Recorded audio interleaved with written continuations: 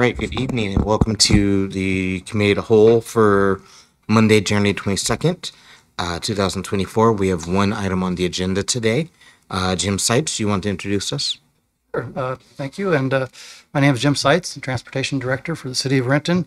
And tonight we have an update from one of our transportation partners, WashDOT, on the I-405 project. The project's been going on for a couple of years now, and I think that's safe to say. Sharif will get into more details about this, but we're at least halfway through the project. I think they're going to be opening up the facility in 2025, but they'll get into more of the details about that.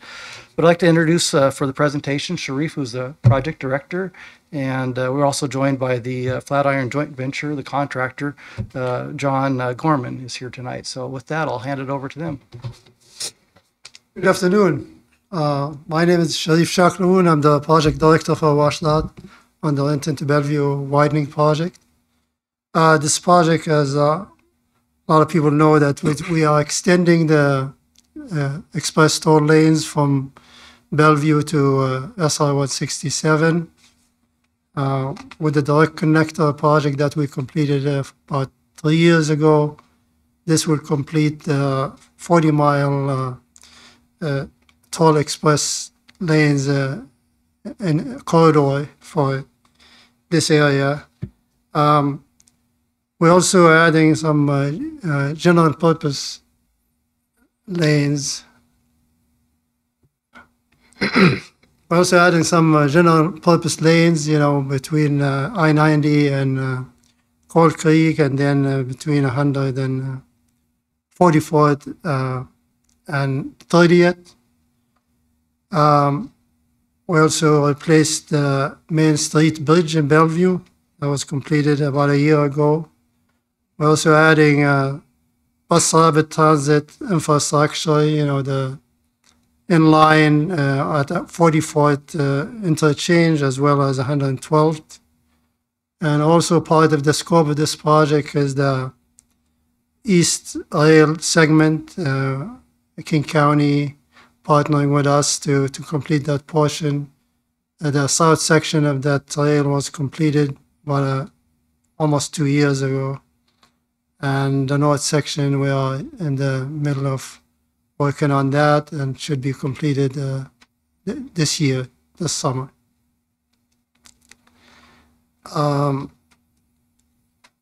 We're also here to give you an update on the construction that has been happening.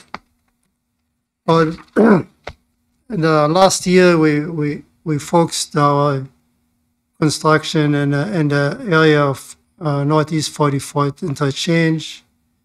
We completed the northbound bridge over May Creek, and we installed the Big Fish culvert just north of 44th.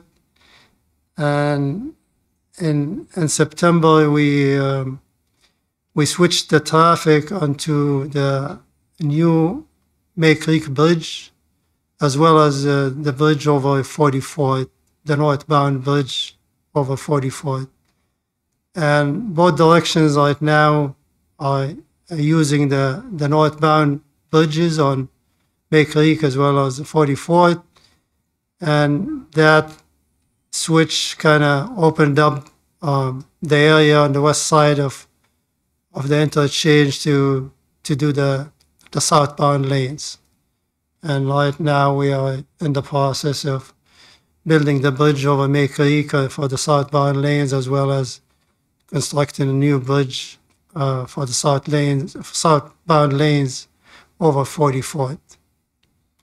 And we are also continuing the construction in the north of there on 112th, I guess.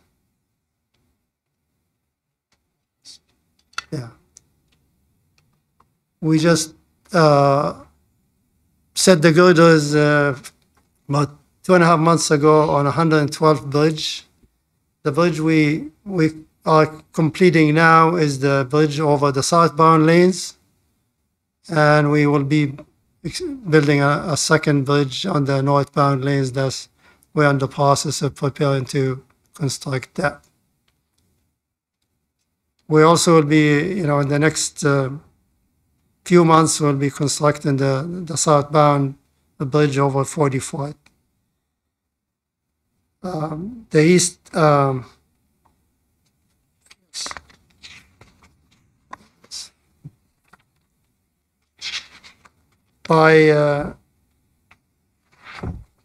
the end of this year, we should be finishing the 112 bridge as well as the 44th bridge and the May Creek bridge.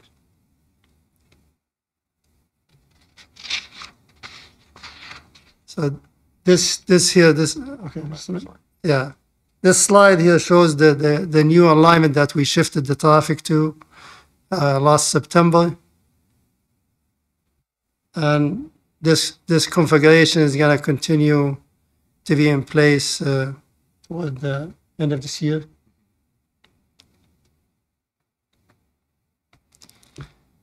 This here is the 112th bridge, the southbound lane over the southbound lanes.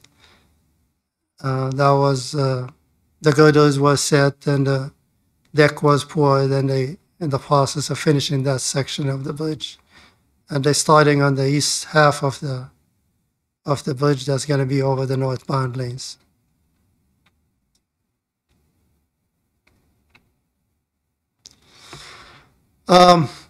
This is the 2024 corridor construction. The corridor overall, we have other projects along the 405. We have the Brickyard to 527 that just starting. That was awarded last year, and they start the design, and it'll be starting construction as well very soon. And then we have 85th Street interchange. That's the project funded by Sound Transit. That's also under construction, started a few months ago. And we have 132nd Street interchange. That project is nearing completion, should be completed very shortly in the next few months. And then Renton to Bellevue, we're looking at toll commencement in 2025. That's the goal of the project, is to open the toll lanes in 2025. There's other, and also we have the SR 167 corridor improvement. That's upgrading the toll system on SR 167 to match the 405 system with the camera system. And that project is just underway, started a couple months ago. And then there's some future projects that's coming up that in the process of starting the design on.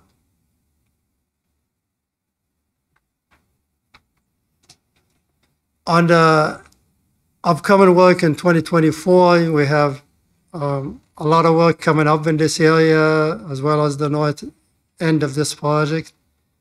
Regrading the southbound Cold Creek Parkway off-ramp, the ongoing work on 44th interchange to complete the southbound bridge, and also to complete the May Creek Bridge for the southbound lanes.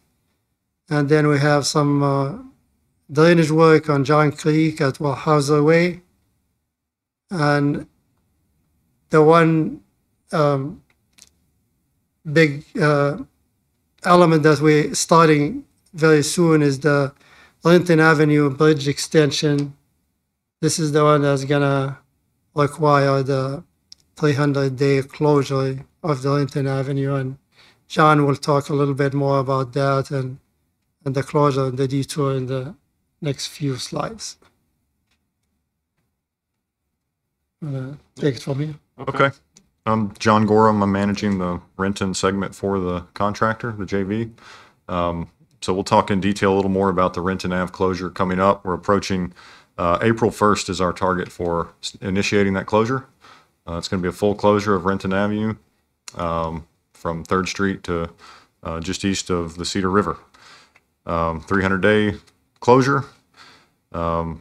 and it's essentially extending the existing box girder bridge. So cast in place box girder bridge. We need to hold up both ends of it on either side of existing 405 and lengthen the west end. So it's going to involve false work being installed,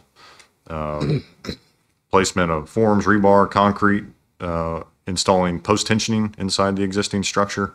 So running strands throughout the interior of that box and stressing them.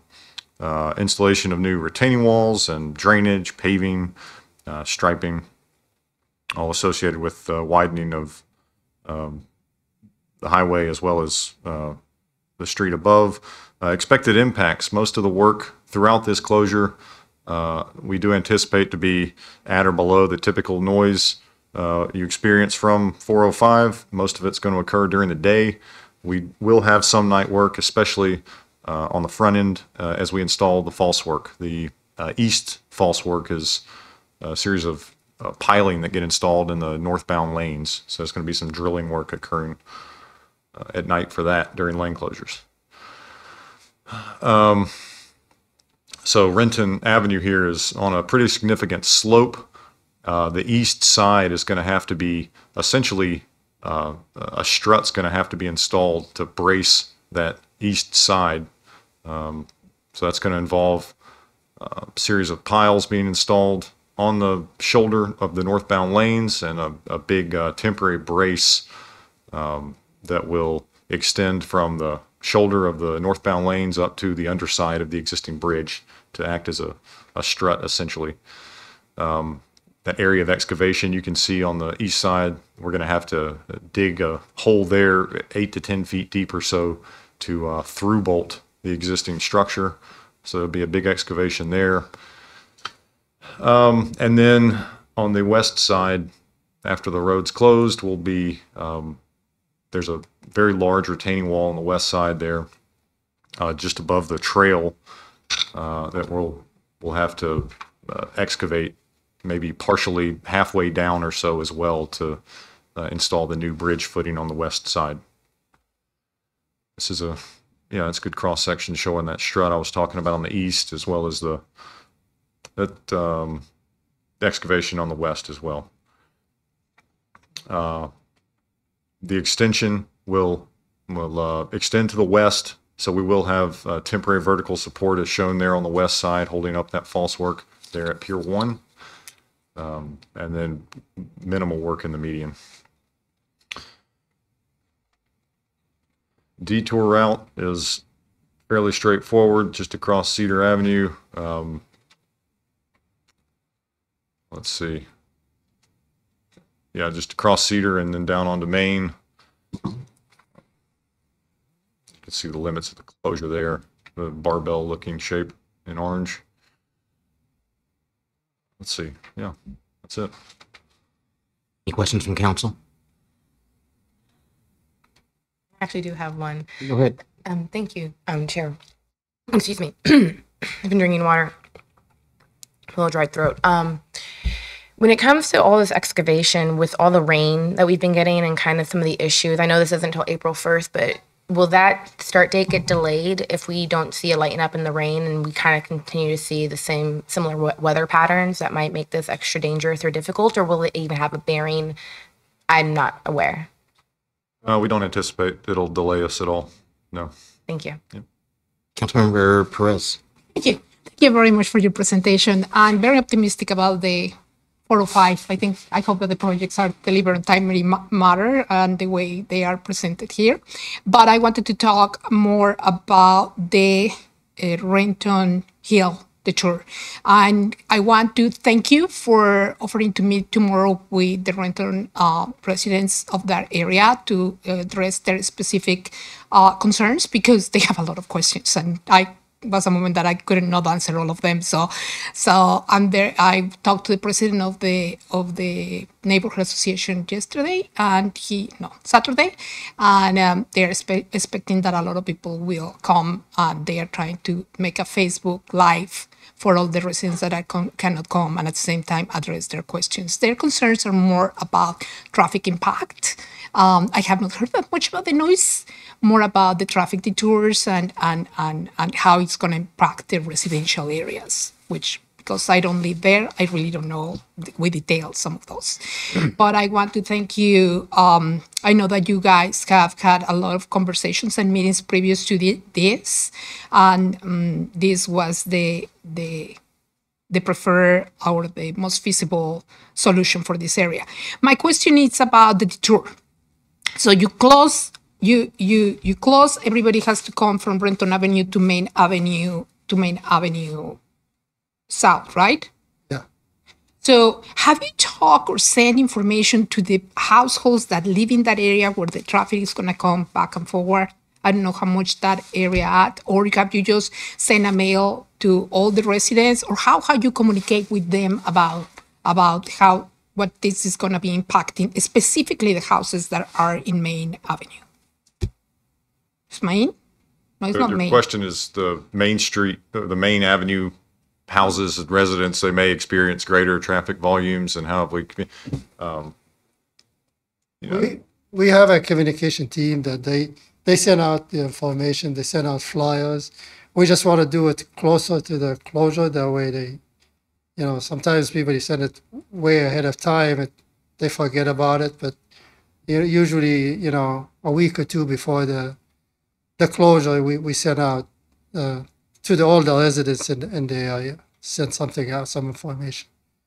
Okay. Especially this area, we focusing on this, and we're doing the meeting tomorrow. Yeah. We may end up doing another meeting before then. We'll see how it goes, but we also will provide the information as the event gets closer. Thank you for saying that. Because Yes, go ahead. Thank you for saying that, because you're right. Even though this is April 1st, started construction, they are very concerned right now. It's the beginning of this. So I expect that it's going to be very popular at your meeting tomorrow, and that you guys can address all these main concerns. It's like, for them, it's like a little island. There is one entrance and one exit. So they worried about a lot about the volume. So we understand that. I mean, we were going to take the whole bridge down and then take longer time. But, this contractor came up with a different concept, a different way of doing it and trying to lessen the impact. But we understand, we had public meetings with that neighborhood even before the project was bid out, because we understand the impact, but we're trying to minimize it as much as we can. But, we're going to have some impact, but we hope the people will understand that, and we'll work with them trying to minimize or mitigate as much as we can. And by giving them the information ahead of time, I think it'd be helpful. thank you very much. Mr. Chair. Yes, go ahead. The 300-day closure, is that a best case scenario? Is that? no, I mean, we're obligated to do that in our contract with the state. So, we're confident we can do that. So it could be less. Yes. Could be. Thank you. Any other questions from council? Councilmember McGurven. Yes, thank you, Mr. President. So I had a question off of slide 8, and I was just curious on a future projects well is included within contract 3 for the 405 widening, if there's any Renton portions or if that's all elsewhere within the corridor. Because I saw obviously the ETLs are coming online in 25, and I do notice obviously that work aligns up with the North 8th direct access ramp. So just curious about that, if you could expand on that a little bit more. You mean the direct access on 112th or? So it lists on slide 8 under future projects for contract 3 with construction beginning in 2027 for the corridor widening. I'm just curious where along the 405 corridor that work's being done. That includes some of the Coal Creek work the future roundabouts and all. There's some improvement there. I think there's Mostly north of Renton, then it sounds like, or north of Renton, yeah, Okay. mostly, yeah. thank you. And then you have the 8th Avenue, what is it that listed here? Yeah, the North 8th Street direct access. That's also another future. Yep, I saw project. that one. Yeah. Thank you. Councilmember Vaughn. Thank you, Council President. Thank you for your presentation. I have a few questions, just two. One is in terms of notice when you were mentioning, just to piggyback on one of the questions, is what is the time frame of notice that you're looking to give the residents?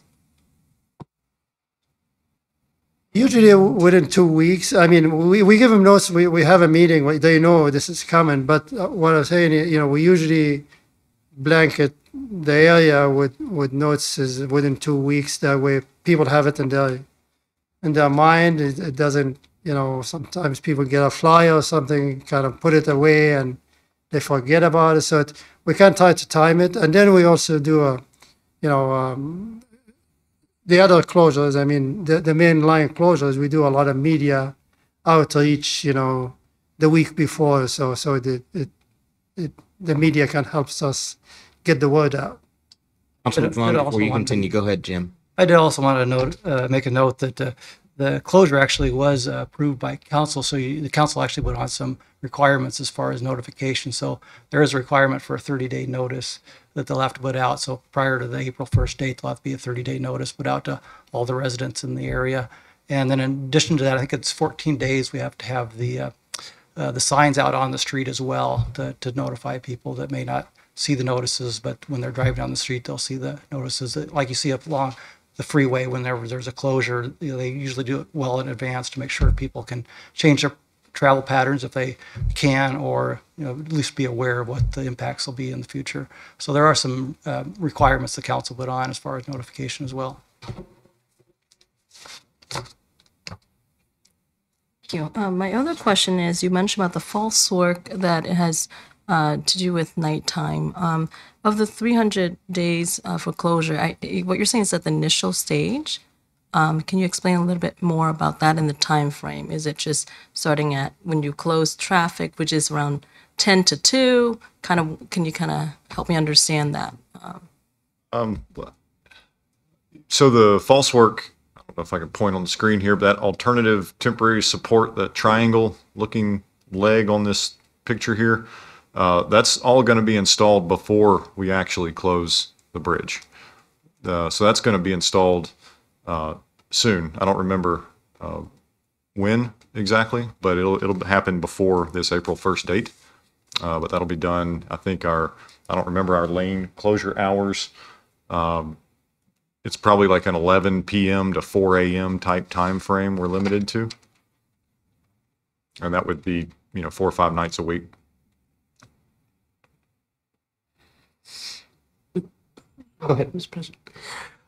So the night work, you mentioned something about pilings. Is that pile drivers? No, they're micro piles. So it's a small drill rig, like you'd see a well being drilled. And then they're drilled and cased so there'd be concrete deliveries, but no impact pile driving. No. So what is the anticipated noise level for that night work? I don't have it'll be noisy. It'd Thank be you. subject to the noise variance requirements we have. But as far as like specific decibel levels, I couldn't tell you that. But it's not like driving piles with an impact hammer. It's, delivering concrete or doing this or that. It's just that type of noise. It's not, there's no hard impact driving piles or anything like that. Thank you. Councilmember Vaughn. Question, just a follow-up. In terms, because you now mentioned it's before April 1st, what is the time frame for that to be completed, for the false work itself? Well, there's that specific false work I was talking about. I think I think it was a couple weeks of work. Specific dates I couldn't tell you now, but there's different stages of false work. The false work on the west side here at Pier 1, that's going to be installed at a different time. So there's different phases depending on which aspect you're asking about. Any other questions from council? Councilmember McIrvin. Thank you, Mr. President. Just one last question since we have you here on an item that wasn't on the presentation. Any updates of relevance on the Lind Avenue Bridge replacement that we should hear about, or everything on track? I guess everything's good. I just was everything on track, but I don't really have the latest. That's kind of handled by the Northwest region. Is not in our program. No worries. I just thought I'd ask. Go ahead. Yes. Hi, Councilmember. It's Justin Johnson. Yeah, we're still on track for Q1 of this year with Lind Avenue Bridge. So everything is thus far gone smoothly. A couple hiccups that came up, but nothing major. Thank you, Justin. No problem. If there are no further questions from the council, thank you both for coming very much, and this meeting is adjourned. Thank you. Thank you for having us. Thank you.